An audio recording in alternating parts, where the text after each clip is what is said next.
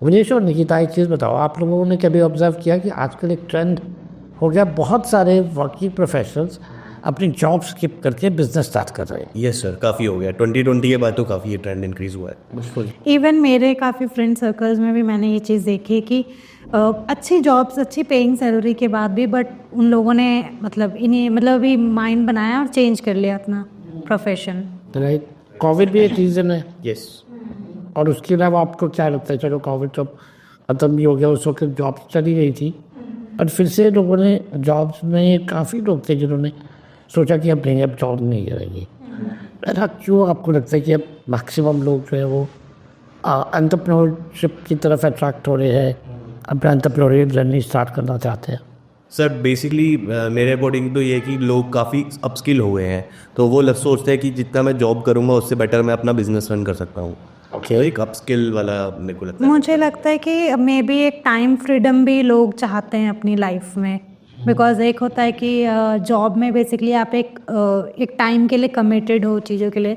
ऐसा नहीं है कि बिज़नेस के लिए नहीं है, बट येस स्टिल अगर आप बिज़नेस कर रहे हो तो अपने अकॉर्डिंगली आप टाइम को मैनेज कर सकते हो, मुझे ऐसा लगता है। हाँ, टाइम को मैनेज भी कर सकते हो, फाइनेंशियल सिक्योरिटी लोगों को लगता है, राइट। और दूसरा growth.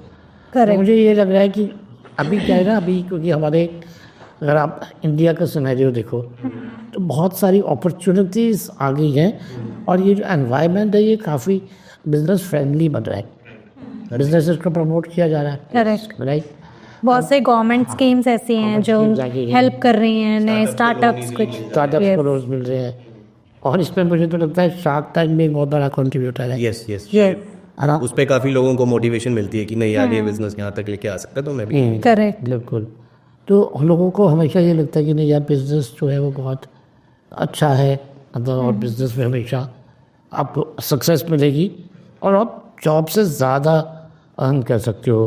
Right. But at the same time इसका रिवर्स इम्पैक्ट भी देखा गया है, यस। क्योंकि बहुत से लोगों ने जब अपने जॉब को छोड़ दिया ये सोच के कि हम बिज़नेस स्टार्ट करेंगे, और वो बिज़नेस में फेलियर हो गए, तो उसका इम्पैक्ट ये हुआ कि उनकी जो एक रेगुलर सैलरी थी वो भी चली गई, और बिजनेस में जो उनकी सेविंग्स थी वो उन्होंने लगा दी। राइट। और बिजनेस को वो मैनेज नहीं कर पा रहे। हाँ जी। राइट। तो अब क्या सिचुएशन आ चुकी है कि ना तो रेगुलर सैलरी है जो जॉब से आती थी, और जो सेविंग्स थी वो भी चली गई। खत्म हो गई। राइट। और जो निकिता का पॉइंट है कि टाइम को लेके, तो उन्हें ये भी लगता था कि यार अभी तो हम 9 to 5 जो बहुत बुरी तरह से, और बिजनेस में आकर के वो 24/7 टॉक आउट हो जाते हैं। ये तो है ना? तो आपको क्या लगता है निकिता, क्या फैक्टर्स हैं उनके फेलियर के? मे बी उनकी इतनी आप एक बोल सकते हैं प्रिपरेशन नहीं होती है चीज़ों को लेकर। एक एक्साइटमेंट से मे बी वो लोग शुरू कर देते हैं, बट स्टिल एक बिज़नेस को स्टार्ट करने के लिए, उसको रन करने के लिए बहुत सारे फैक्टर्स होते हैं जो कि मुझे लगता है कि एटलीस्ट पता होने चाहिए। इवन बहुत सारे टर्म्स हैं, ब्रांडिंग, मार्केटिंग, सेल्स, अदर बहुत सारे फैक्टर्स होते हैं। ठीक है। तो अगर आपको तैयारी ही नहीं है तो फिर मुझे लगता है कि ऐसे ही बिना उसके आप तो एंटरप्रेन्योरियल जर्नी स्टार्ट करने के लिए, वो बिजनेस के लिए प्रिपेयर नहीं होते। यस, बिजनेस के लिए प्रिपेयर नहीं होते, बस एक एक्साइटमेंट के साथ में भी वो आ जाते हैं। हाँ, तो ये एक आप कह सकते हो कि अनप्लान डिसीजन हो गया। यस। कि किसी दूसरे को देखा कि यार इसने जॉब छोड़ा था, उससे बिजनेस स्टार्ट किया, और मैं भी वहाँ पे आ जाता हूँ। यस। मे भी शायद उसका वो होमवर्क नहीं देखते पहले, या फिर कुछ भी बोल दूसरा सकते मेरे अकॉर्डिंगली ये है कि वो उनको क्लैरिटी नहीं होती है अपने बिजनेस से रिलेटेड। यस। जॉब पे तो उनको पता है कि एक फिक्स्ड उनका एक प्रोसेस बना हुआ है, वो क्या काम करना है, बट जो बिजनेस है उसमें उनको क्लैरिटी नहीं है कि मेरे को बिजनेस करना कैसे है। राइट। या तो ये क्लैरिटी नहीं होती कि मेरे को बिजनेस क्या करना है, तो वो भी एक बहुत बड़ा फैक्टर होता है। वो सोचते हैं कि कुछ कर लेंगे, जॉब छोड़ देंगे, बट उसके बाद उनको पता ही लगता है कि करना कौन सा बिजनेस है। और एक और इम्पॉर्टेंट चीज़ है विच इज़ माइंडसेट। हाँ।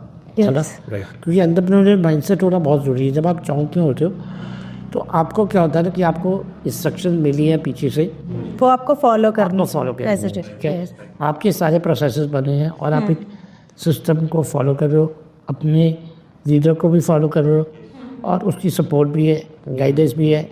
आप कहीं पे कुछ गलत करोगे तो लोग संभालने वाले हैं। जब आप बिजनेस में आते हो तो आपको सब कुछ खुद से करना है, करेक्ट। राइट। तो वहाँ पे वो लोगों को लगता है कि नहीं यार, हम खुद से कैसे मैनेज करेंगे, क्योंकि अभी तक तो बाकी लोग आपसे काम करवा रहे थे, आपको दूसरों से काम करवाना है। Yes, right. तो वहाँ पे एक बहुत बड़ी जो है वो प्रॉब्लम आ जाती है उनको। राइट। इवन जैसे आपके जॉब में होता है कि जो सिस्टम्स जो कंपनी एक बनाती है, तो वो आपको ना अपने बिजनेस में बनाना थोड़ा सा वो भी ट्रिकी हो जाता है, और उसको फॉलो करना उससे भी ट्रिकी हो जाता है। नेचुरली, क्योंकि देखिए जिस ऑर्गेनाइजेशन ने एक सिस्टम बिल्ड किया, एक ब्रांड बनाया है, तो वो रातों रात तो खड़ा नहीं हुआ ब्रांड जहाँ पे वो लोग जॉब कर रहे हैं, ठीक है। और उस पोजीशन पे पहुंचना, उस मार्केट शेयर को एक्वायर करना। अब कई बार क्या होता है कि लोगों को लगता है कि यार ये बिजनेस जो मेरी ऑर्गेनाइजेशन कर रही है मैं भी कर सकता हूँ, क्योंकि मुझे अब इसके काफ़ी चीज़ों का पता चल गया, ठीक है। लेकिन वहाँ पे सिर्फ एक उस ट्रेड का या उस आपका सिस्टम का नॉलेज लेके बिजनेस बिल्ड करना दोनों डिफरेंट चीज़ें हैं। Yes, right. आपको नॉलेज हो गया कि आपको मालूम हो गया कि आप पर्टिकुलर चीज़ कैसे करोगे, मगर वहाँ पे मार्केट कैसे एक्वायर करनी है। यस, इवन मार्केट उसको कैसे रिस्पॉन्ड करता है, वो आपके बिजनेस को एक्सेप्ट भी कर रहा है कि नहीं कर रहा है, ये भी एक बहुत बड़ी चीज़ है। ये नहीं कि जस्ट आपने एक्सपेरिमेंट कर दिया कि ठीक है हमें अच्छा लग रहा है बेसिकली वो चीज़, वो एक्सपेरिमेंट, बट स्टिल मार्केट के लिए वो फिजिएबल नहीं है, मार्केट नहीं एक्सेप्ट कर रहा उसको। एक्सेप्टेंस कितनी है। करेक्ट। तो उसमें जो विनेश कह रहा था कि उनको कई बार ये नहीं मालूम होता है कि आपका बिजनेस क्या करे, तो आइडिया वैलिडेशन नहीं है। ये आप शायद कह रहे हो कि लोगों का आइडिया जो उनके पास है वो अभी तक वैलिडेट नहीं हुआ है। करेक्ट। बिल्कुल राइट, एग्री।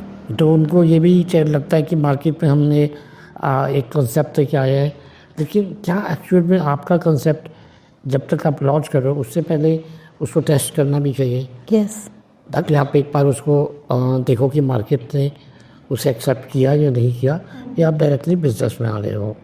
यस। और उसके अलावा विनीश आपको और कौन से स्किल्स लगते हैं जो कि एंटरप्रेन्योर के पास होने चाहिए? हाँ, जहाँ तक आप अगर टेक्नोलॉजी की बात करो, क्योंकि टेक्नोलॉजी बहुत फास्ट चेंज हो रही है, तो अगर हम छोटे बिजनेसेस की बात करें जहाँ पे आप एक नया बिजनेस स्टार्ट करते हो, तो ऐसे कौन से एसेंशियल स्किल्स हैं टेक्नोलॉजी से रिलेटेड, हाँ जी जो उसके पास होने चाहिए? सर, सबसे पहले तो लीडरशिप स्किल होनी चाहिए। लीडरशिप, क्योंकि आप एक कंपनी चलाने जा रहे हैं, you are the leader of that company. So आप जैसे अपनी टीम को गाइड करेंगे, आपकी टीम वैसे ही काम करेगी। सो जॉब में क्या होता है कि you have a leader, you are not the leader, but business में वो काफ़ी उल्टा हो जाता है। तो जो आपके पास टीम है, अगर आपने कोई ऐसा उल्टा स्टेप ले लिया या आपने टीम को मैनेज नहीं किया, तो आपका बिजनेस इनिशियली कोलैप्स हो सकता है। राइट। और टेक्नोलॉजी रिलेटेड आपको क्या लगता है कि जिस तरह टेक्नोलॉजी इम्प्लीमेंट हो रही है, कौन से स्किल्स?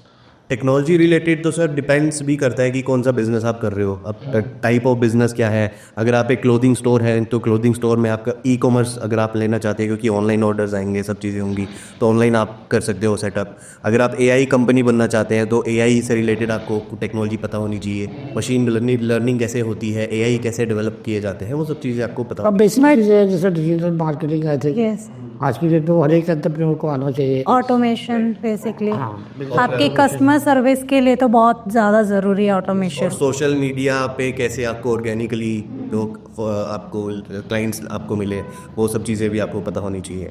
करेक्ट। इवन उसमें भी आपकी स्ट्रॉन्ग विजिबिलिटी कैसे हो, वो सारी कंटेंट के लिए क्या स्ट्रेटेजी होनी चाहिए, ये सारी चीज़ें तो नॉर्मल पता होनी चाहिए। होना चाहिए। और उसके अलावा टेक्नोलॉजी आप इम्प्लीमेंट कर सकते हो अपने ऑटोमेशन के अलावा। आपका जैसे CRM हो गया, करेक्ट, आपका डेटा मैनेज करना है, आपको कुछ ऐसे अटेंडेंस सिस्टम्स है, आपका HR से रिलेटेड है, फाइनेंस से रिलेटेड है, इवन हाँ प्रोजेक्ट मैनेजमेंट टूल्स है। तो इन टूल्स और टेक्निक्स का भी जो है वो एक चैलेंज देखा है कई जगह कि लोग इनसे वे नहीं होते, और उनको ये एक टेक्नोलॉजी एक बहुत बड़ा चैलेंज लगता है। क्योंकि अभी आपने देखा होगा पिछले कुछ टाइम से बिजनेसेस बहुत जल्दी, बहुत फास्ट नए नए बिजनेसेस आ रहे हैं बहुत जल्दी। आज आप एक चीज़ सोचते हो कि यार ऐसा होना चाहिए, बट वो चीज़ ऑलरेडी एग्जिस्ट है, राइट। और आपके सोचने से पहले की चीज़ें वो आइडिया कंसीव कर रखा है और उसे डेवलप करके मार्केट में सेल भी कर रहा है, लॉन्च भी कर रहा है। तो ये चीज़ें फास्ट हो पाई है टेक्नोलॉजी इम्प्लीमेंटेशन से। सो एक टेक्नोलॉजी लिमिटेशन नहीं होनी चाहिए, राइट। आप जो बात कर रहे हो माइंडसेट की, वो ज़रूरी है। एंड इवन टेक्नोलॉजी को आप अपने बिजनेस में इंट्रोड्यूस करके इसमें आपकी बहुत सारी सिक्योरिटीज़ हो जाती है। लाइक आपके डेटा सिक्योर होते हैं, आपके लाइक ट्रांजैक्शंस प्रोसेसेस वो प्रॉपर यस सिस्टमेटिकली चलते हैं सारी चीज़ें। यार एक और कंसर्न क्या होता है विदेश की, जब मान लीजिए सीधे HR डिपार्टमेंट में जॉब कर रहा है, ठीक है। अब वो बिजनेस स्टार्ट कर रहा है, लेकिन उसने सेल्स एंड मार्केटिंग डिपार्टमेंट में काम नहीं किया होगा, उसने ऑपरेशन में काम नहीं किया होगा, उसने फाइनेंस डिपार्टमेंट में काम नहीं किया होगा। बट जब आप बिजनेस ओनर बनते हो तो आपको सारे वर्टिकल्स को हैंडल करना पड़ता है, You have to become CEO for है ना, everything. Of everything, Yes. Right. तो आपको सेल्स भी आनी चाहिए, मार्केटिंग भी आनी चाहिए, ऑपरेशंस का भी पता हो, HR का पता हो, ठीक है। आपके जितने भी वर्टिकल्स हैं, चाहे आपका पूरी बिजनेस मैनेजमेंट साइकिल जो है एटलीस्ट आपको cycle, right? पता होनी चाहिए। ताकि आपका चाहे लीगल्स है, प्लानिंग प्राइसेस ऑपरेशन है, कुछ भी है, तो ये सारे चीज़ों का नॉलेज कई बार बिजनेस ओनर्स को नहीं होता, और वहाँ पे भी वो स्टक हो जाते हैं, राइट।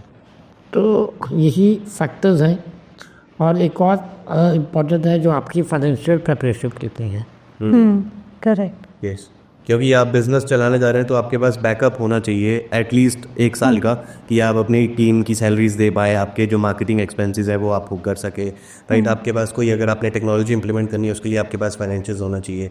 सो काफ़ी चीज़ें उस पर भी। आज जब आप बिज़नेस स्टार्ट करते हो विदेश, तो आपको बताइए कि एटलीस्ट फर्स्ट ईयर तो जो बिज़नेस ओनर है वो अपने लिए बहुत ज़्यादा कुछ तो अर्न नहीं कर पाता, राइट। तो जैसे आपने कहा कि 1 साल का उसके पास वर्किंग कैपिटल हो जो बिज़नेस को रन करने के लिए इन्वेस्ट कर रहा है, प्लस क्योंकि जब वो आप जॉब छोड़ के आते हो तो आपके अपने फैमिली एक्सपेंसेस उसको भी सस्टेन करने के लिए आपके पास वो बैकअप होना चाहिए, राइट।